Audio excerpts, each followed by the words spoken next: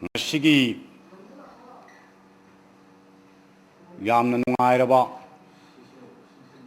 ꯅꯨꯃꯤꯠ ꯑꯃꯗꯒꯤ ꯂꯣꯏꯁꯪꯁꯤꯗ ꯆꯠꯊꯔꯛꯄ ꯍꯨꯝꯅꯤ ꯆꯟꯕ ꯅꯨꯃꯤꯠꯀꯤ ꯅꯨꯡꯉꯥꯏ ꯌꯥꯏꯐꯔꯕ ꯄꯨꯡꯐꯝꯁꯤꯗ ꯉꯁꯤ ꯑꯩꯍꯥꯛꯅ ꯊꯝꯖꯒꯗꯧꯔꯤꯕ ꯉꯁꯤꯒꯤ ꯇꯣꯄꯤꯛ ꯑꯁꯤ हिंदू धर्मगा मितई लाइनिंगा करी खेनबगे हाइबा टॉपिक अदुदा मते खरतंग थमजगे हिंदूगा मितई लाइनिंगा अनिसिगी खेनबसी अहान बमक्तदा ममिंग सिदगी दुम खेनबा हौरे अमना हिंदू धर्म हाइबनी अमना मितई लाइनिंग हाइबनी ममिंग सिदगी खेनबा दुम हौबसिना दुम लोय भाव खेनखरबनी मसिदा अखोइने यामना निंगमजद्रिबा अखोइने यामना पुक्निंगदा पेंजदबा अमा फंगिबसिना ngasiगी हिंदूगी इपाकता लुप्तना लेखरबा अहलमन सिंह कयाना अखोइगी सिना महेले हाइबगी वाखलदा मितई लाइनिंगी ओइबा मितई लिचतकी ओइबा वाखलोंदा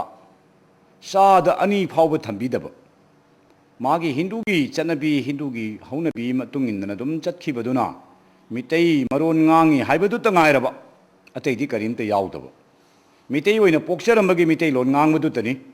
अतैदि करीमते यावदना हिंदूगी इपाकता लुप्तना लेबा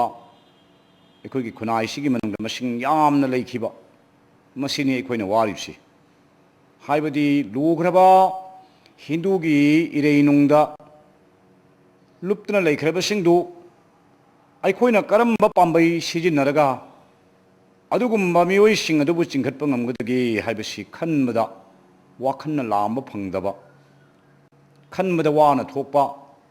मतांग अदु ओइरिबनि करिगिनो हाइरगदि इपाक अदुदा इरेय अदुदा लुप्तना लेरिबसिंगदुना खजिक्तंग मसा मसाना ज्ञान तादना अखोइबु चिंखटपियु अखोइबु ज्ञान पिबियु अखोइसु खंजगे हाइबा मागे मियोइ हाइरिबा मसा मसागी वाखल अदुदगी फावरक्तना खोलाव अमा Lhakpa तारगदि चिंखटपसि इलाइ Laiba लुरिबदि ngangnaruraga moiduna hena chumba अखोइ Chumna चचरिसिन अरानबदा सिरक्पा मसिनि याम लुरिसि मदु सेंगनदि अखोइना वारौनिंगाइदि ओइदे वारौबसु लेते मदु अखोइना खंगदबदगी हाइबनी हाइना अखोइना लौइ मरमदि अखोइना खनदुना येंगसि ꯏꯪ 1793 ꯑꯗꯨꯋꯥꯏꯗꯒꯤ ꯑꯩꯈꯣꯏꯅ ꯔꯥꯃꯥꯟꯒꯤ ꯙꯔꯃ ꯂꯧꯗꯨꯅ ꯂꯥꯛꯈꯤꯕꯅꯤ ꯉꯁꯤ ꯐꯥꯎꯒꯤ ꯃꯇꯝꯁꯤꯗ ꯆꯥꯎꯔꯥꯛꯅ ꯆꯍꯤ 300 ꯂꯣꯝ ꯁꯨꯔꯛꯂꯦ ꯍꯥꯏꯕ ꯌꯥꯔꯦ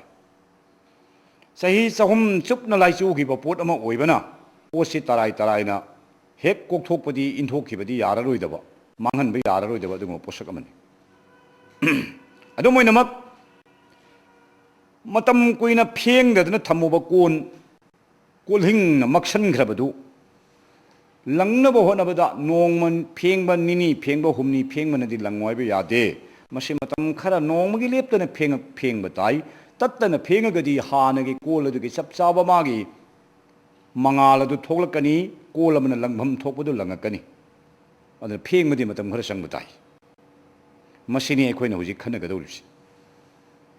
अखोइना थमजनिंगिबदि मयामदा हाइजनिंगिबा थमजनिंगिबा वाखलोंदि हिंदुइज्म ओइरबा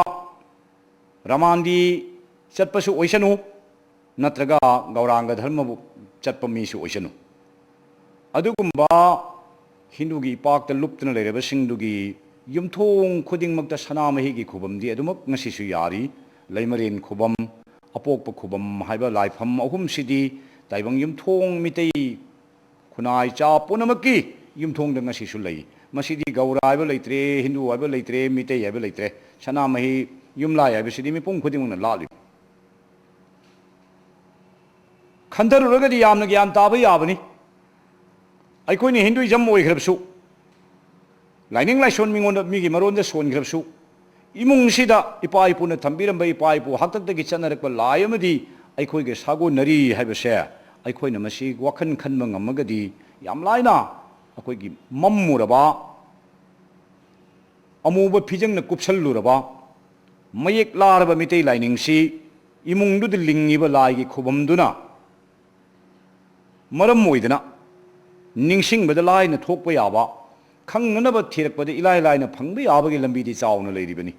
ꯑꯗꯨꯕꯨ ꯂꯥꯏꯆꯨꯕꯁꯤꯅ ꯍꯦꯟꯃꯟꯈꯤꯕꯗꯒꯤ ꯈꯪꯅ ꯈꯪꯅ ꯎꯅ ꯎꯅ ꯃꯗꯨ ꯈꯜꯂꯨꯕ ꯇꯧꯗ꯭ꯔꯦ ꯊꯤꯒꯦ ꯍꯥꯏꯅꯁꯨ ꯈꯜꯂꯨꯗ꯭ꯔꯦ ꯈꯜꯂꯨꯗꯕꯅ ꯊꯤꯔꯨꯗꯕꯅ ꯃꯤꯇꯩꯒꯤ ꯐꯖꯈ꯭ꯔꯕ ꯏꯅꯥꯠ ꯂꯥꯏꯅꯤꯡ ꯂꯥꯏꯁꯣꯟꯁꯤ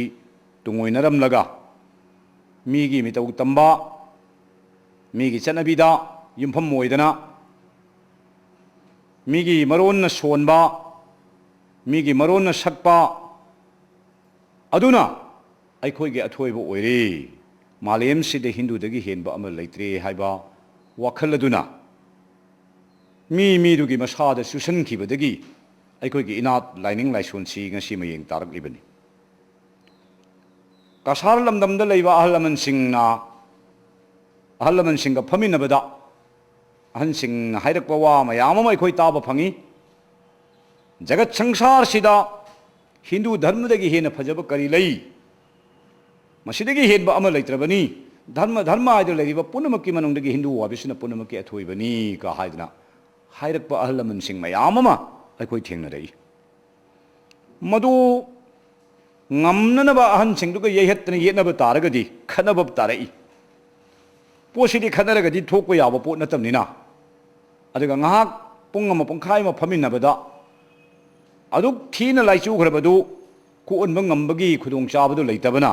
ꯑꯩꯈꯣꯏꯅ ꯍꯥꯏꯅꯤꯡꯕ ꯄꯥꯎꯈꯨꯝ ꯄꯤꯅꯤꯡꯕ ꯀꯌꯥ ꯂꯩꯔꯒꯁꯨ ꯑꯗꯨꯃꯥꯏꯅ ꯍꯥꯏꯕꯤꯔꯛꯄ ꯑꯍꯜ ꯂꯃꯟꯁꯤꯡꯗꯨꯗ ꯑꯩꯈꯣই ꯃꯇꯤꯛ ꯆꯥꯕ ꯄꯥꯎꯈꯨꯝ ꯄꯤꯔꯝꯗꯦ ꯑꯩꯈꯣꯏꯅ ꯇꯦꯟꯇꯛꯅ ꯋꯥꯐꯝ ꯈꯔꯗꯤ ꯊꯝꯃꯤ ꯑꯩꯈꯣꯏꯒꯤ ꯏꯇꯣꯟꯅ ꯄꯣꯛꯄꯤꯔꯛꯄꯗ ꯏꯄꯟꯅ ꯄꯣꯛꯄꯤꯔꯛꯄ ꯃꯇꯝꯗ ꯃꯤꯇꯩ ꯍꯥꯏꯕ ꯁꯥꯒꯩꯗꯨꯗ ꯄꯣꯛꯂꯛꯄꯅꯤ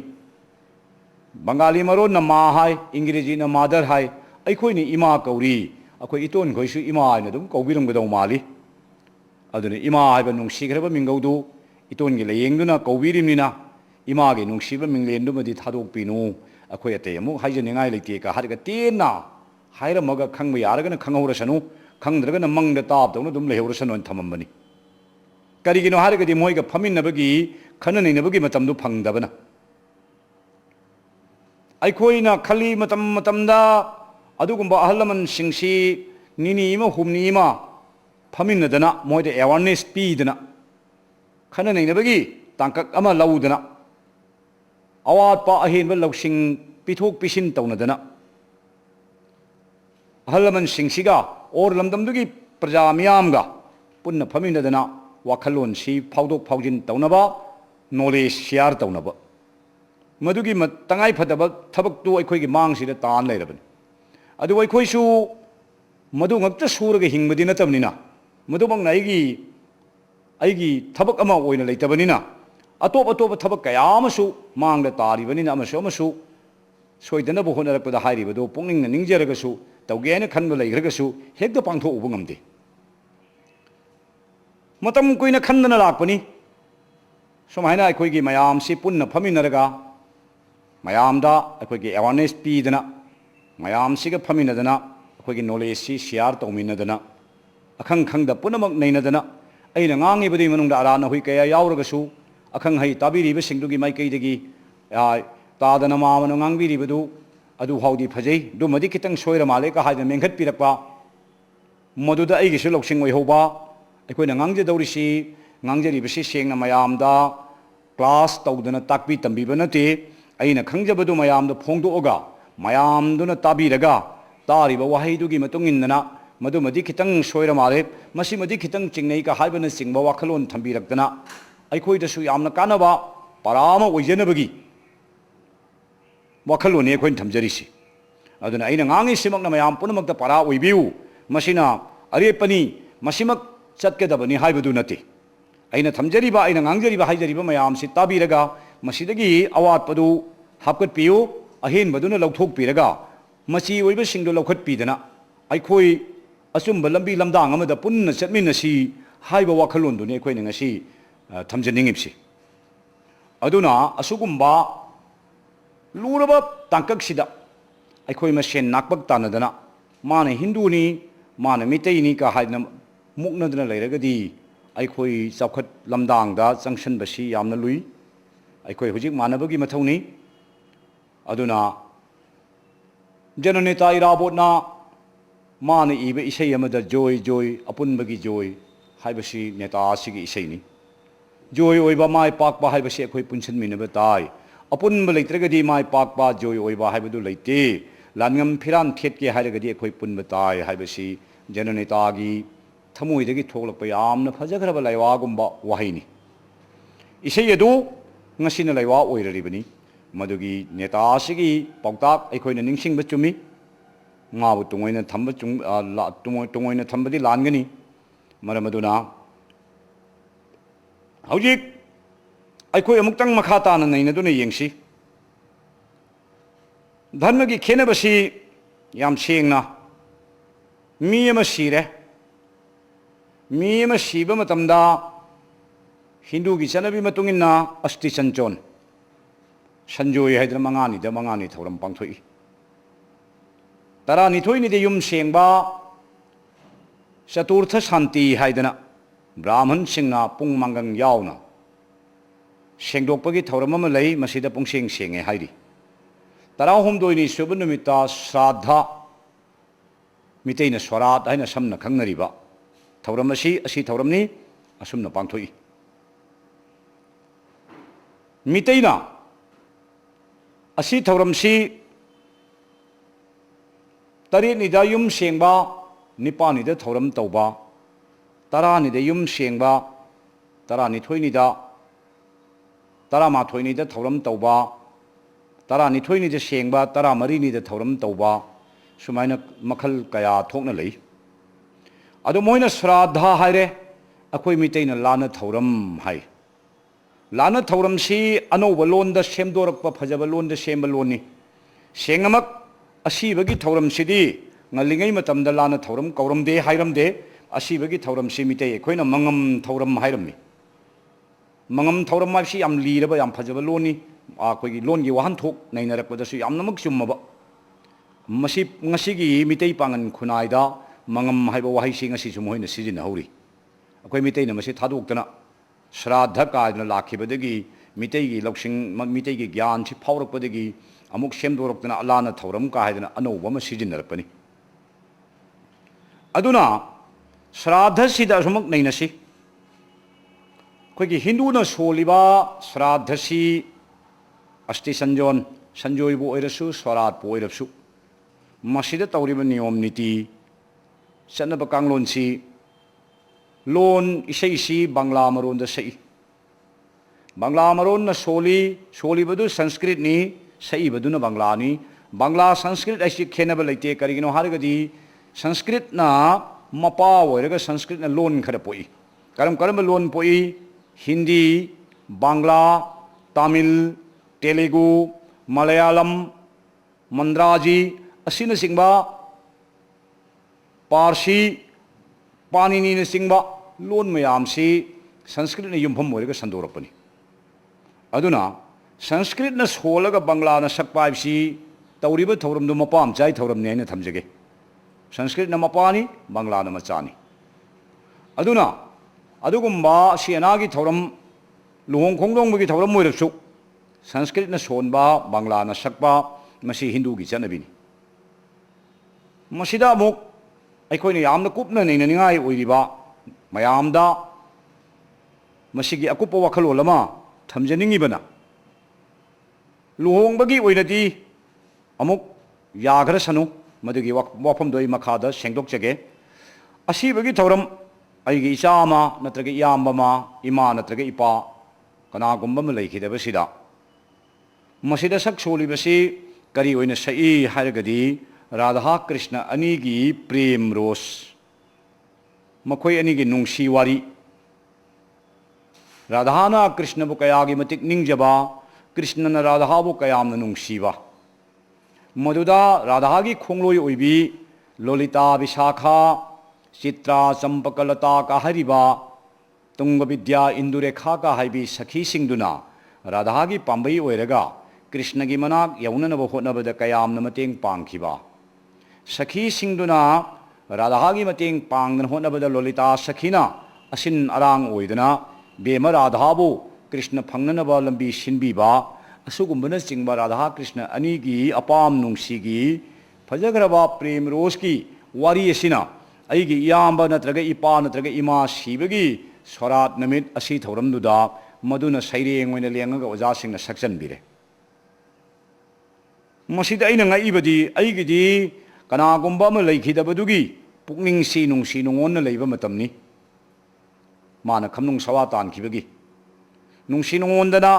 leikidaba imungsida leiminna mamihut ammiko kama watkhibagi awatpa ma ioita oiraba thamoisida adu maina awaba wakhal khannana leiringeiduda radha krishna anigi nungsinabagi wari radhana yamna kena mauna phajagraba sari setana maduda aikogi phajagraba sanagi liklang paringak sidana jhapa haibadi samjirei ga hukdana sana khuji ga sidana kena mauna lakpa ma brindavon gi lambi duda maduda krishna na basi pairaga khara wangtak tawba leipung amada phammaga ibema radhana lakpadu cheptak yengba chimbanda basi thammaga radhana khitang he lapthokibada muruli basi duda maron haptana radha kaini he kauhanba asugumba isei paring sini shraddha karmada saiduni bipine gomono kale baka noyane chai kakai sei bo ja singna amai pane che gelo ka hairibsi adi amai pane che gelo aingolomda chingna yengbiramdana bipine gomono kale aina lambi da satpa matamduda baka noyane chai septak tawba mamitna chingna yenghawi odhore muruli thoye simba na muruli ba si thammadana radha ka hawi kaidana saimni somna leigi tawriba thabak si asi tawramni masugumba pangthoi ba thawramduga sak solibaduga ichan chana da ba haibtare yam nungaijadaba masi akhoi da takhaluragana kari haige bu sangsara abse nupi nipa ani na pullaga taibang semini aduna sigraba magi punsigi tungi aifanabagi damak taibang semnanabagi machak oiba wari singdu liraga sakdana sondana tahallimi kaina yam lain khume masidi sukchan chana da bawani akhoi na tabada nungaijadaba haibtare luhung khongdong bada radha krishna gi apam nungsigi waridu sak sonbadi akhoi gi mak natrasu luhong baisi sangsar gi yumba lambi de khongdarak ningon piba ani gi yaipha thorang tawani maduda radha krishna gi apam nungsigi gi sakchan madudi dum ya halasi pungning yareng lawbi ai aduga sorat karmada apam nungsigi radha krishna gi nungsi nungon gi sakchan basimadi sukchan chanadre hai basimadi yenaningai litraba wafam ni haina ai haijaning masini aikoina ahan bada khenariba adubu haiba sorat karmasida moi gauranga dharma oigrabani haidana mitei gi poche sungyaw mak yaw hidrabra mitei se pungkaw kauthokhrabra pungtha thadokhrabra haibasu matang sida khananingai oiri taseng namak hindu gauranga da leibiriba gaur sampradagi paiton sing alaman singna hindu gi lichat chatna brahman singi laining laison makhada changrabasu mitei gi oiba khardi dum paktana lei kari haina paktana lei solat ama sonbada athen pot ama semi sidha aido madu hojiki matamda lining thogi sidha haina khangnei sidha ama semna athen pot ama semaga madu lai kada haibi imung da lining thau kada kalli aduga thangmei ama chammaga thammi sorasi loidri bahaw mai mutpat tawhidi haidana thammi soli badudi sanskrit na solimni brahman na solimni saibduna bangla na saibni somda yumgi oiba lining thau kadu da athen pot amadi kare harga mai ama muttana thammi se masi hindu gauranga kangbu su aikoi gi mitei lining chali harim masi chatte tawdi haiba sungya yaro de wani akoi di dum sorata sonmani laida yum laida athen pot ka de gaib se haiba ngamaru de londani maram ni khunai na satnari ba polam am oibana masi yalaga leirimni haidi hindu gi marak tu de yep tan khaji karak lawurga leirim मितैगी इपा इपुगी चनबीसी असितसु नत्री हौजिक अखोगी हौजिक हुजिक मु कमाइन तौरे चाखलपसिदा अखोगी मितै लेबाक पोखिबा सैसक्प ओजासिंग मरुइना ओजा गुलापी हाइना सिंथाजगे अतै ओजा कयासु मथंग मथंग थोलखरे हारिबा ओजासिंग सिगी मथंगदा मतमदा Mangla maroon साब इसेसी मितै लोंदा हंदोक्तना सक्नरकपदगी हुजिकती गौरांगगी इसे ओइरगसु इसेसी चौराकपदा मितै लोंदा हंदोगा सक्नबगी चनबीसी अखोई मितै लेबाकता यामना मपुंग ओइना लेरे हाइबतारे अदु हंदोकचरगसु सईबदुदी ngasai apam nungsi dudi dum apam nungsi ai dum di thaiba yadre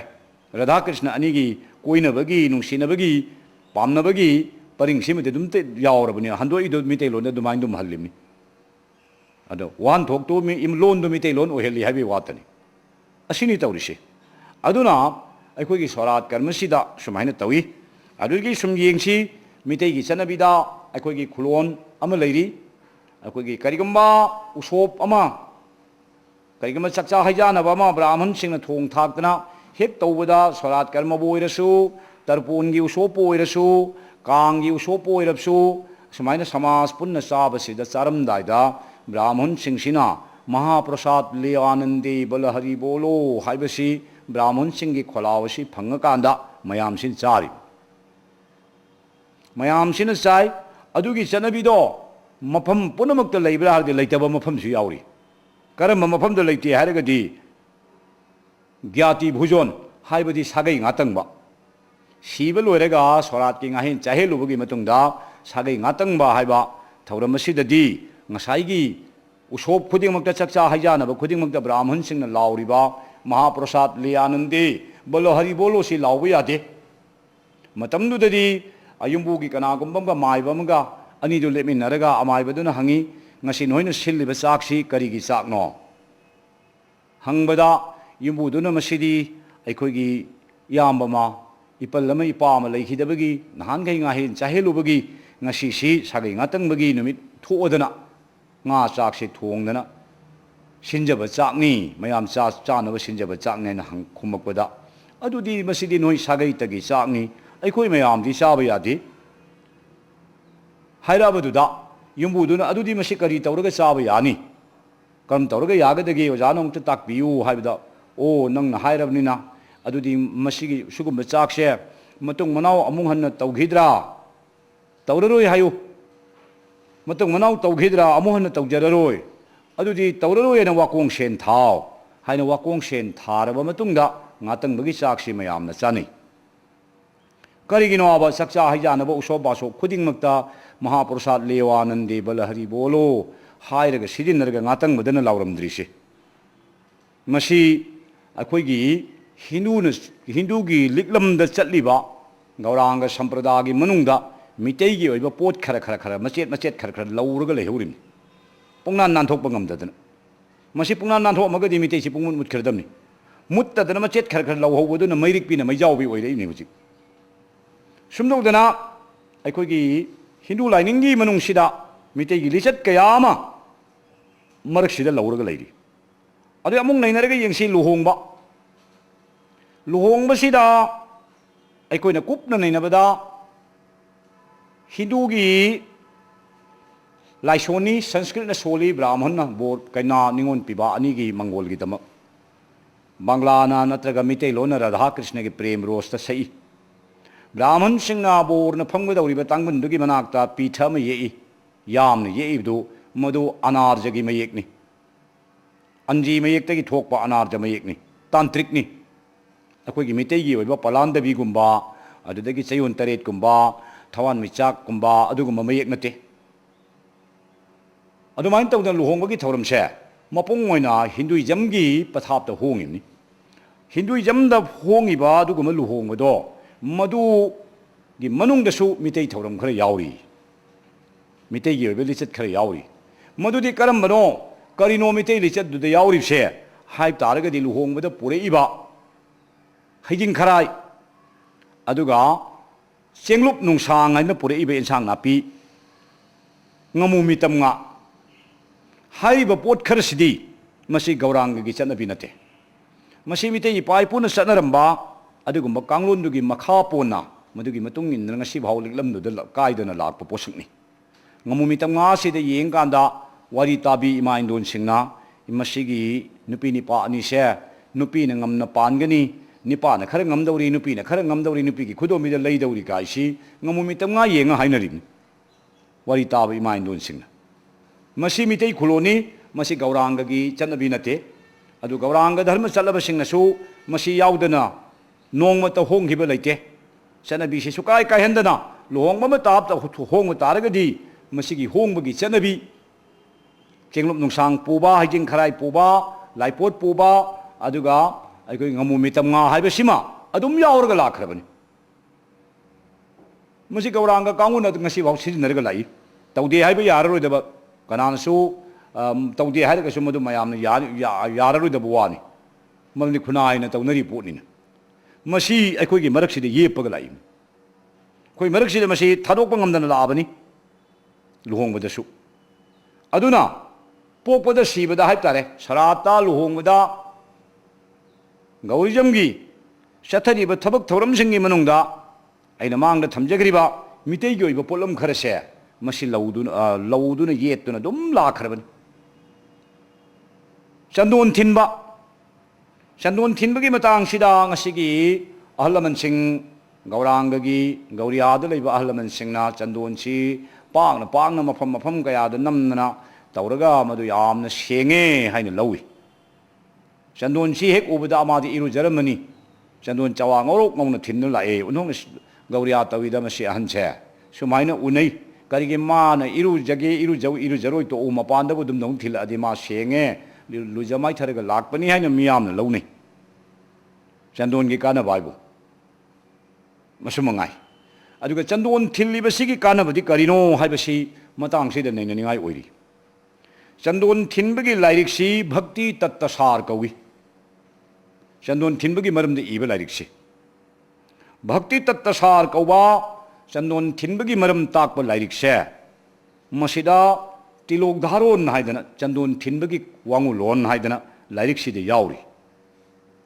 ꯂꯥꯏꯔꯤꯛꯁꯤꯗ ꯇꯥꯛꯏꯕꯁꯤ ꯆꯟꯗꯣꯟ ꯊꯤꯟꯒꯗꯕꯁꯤ ꯍꯛꯆꯥꯡꯒꯤ ꯃꯐꯝꯗ ꯃꯐꯝ 12 ꯇꯥꯛꯏ ꯗ꯭ꯋꯥꯗꯁ ꯇꯤꯂꯣꯛ ꯍꯥꯏꯅ ꯍꯥꯏꯕꯗꯤ ꯄꯥꯝꯕꯣꯝ ꯑꯅꯤꯗ ꯑꯃꯃꯝ ꯅꯥꯛꯊꯪ ꯑꯅꯤꯗ ꯑꯃꯃꯝ ꯊꯕꯥꯛꯇ ꯑꯃ ꯈꯧꯔꯤ ꯆꯔꯝꯗ ꯑꯃ ꯂꯥꯏꯕꯛ ꯃꯌꯥꯏꯗ ꯁꯤꯔꯤ ꯆꯩꯅ ꯁꯤꯔꯤ ꯀꯥꯡꯗ ꯆꯤꯡꯈꯠꯄ ꯑꯃ ꯅꯥꯇꯣꯟꯗ ꯕꯥꯅꯥ ꯀꯣꯊꯔꯛꯄ ꯑꯃ ꯅꯥꯀꯟ ꯅꯥꯀꯟꯗ ꯁꯥꯄꯥ ꯅꯠꯇ꯭ꯔꯒ ꯁꯤꯔꯤꯅ ꯅꯝꯕ ꯑꯃ ꯁꯨꯝ ꯇꯧꯗꯅ ꯅꯪꯒꯜ ꯆꯀꯣꯠ ꯑꯅꯤꯗ ꯑꯃꯃꯝ ꯁꯨꯝ ꯇꯧꯗꯅ ꯑꯩꯈꯣꯏꯒꯤ ꯆꯟꯗꯣꯟ ꯊꯤꯟꯕꯒꯤ ꯄꯊꯥꯞꯁꯤꯗ ꯚꯛꯇꯤ ꯇꯠꯇꯁꯥꯔ ꯀꯧꯕ ꯂꯥꯏꯔꯤꯛ ꯑꯁꯤꯅ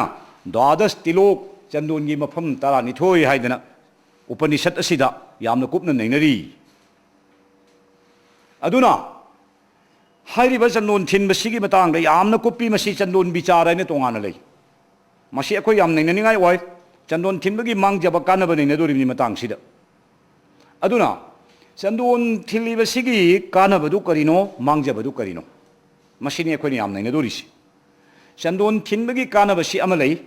ꯁꯥꯔꯕ ꯃꯇꯝꯗ ꯆꯟꯗꯣꯟ ꯄꯛꯄ ꯃꯐꯝꯁꯤꯡꯗꯣ ꯁꯥꯒꯠꯄ ꯋꯥꯠꯂꯤ ꯆꯟꯗꯣꯟꯅ ꯍꯛꯆꯥꯡꯁꯤ ꯈꯔ ꯃꯈꯩ ꯏꯪꯊꯍꯟꯕ ꯉꯝꯃꯤ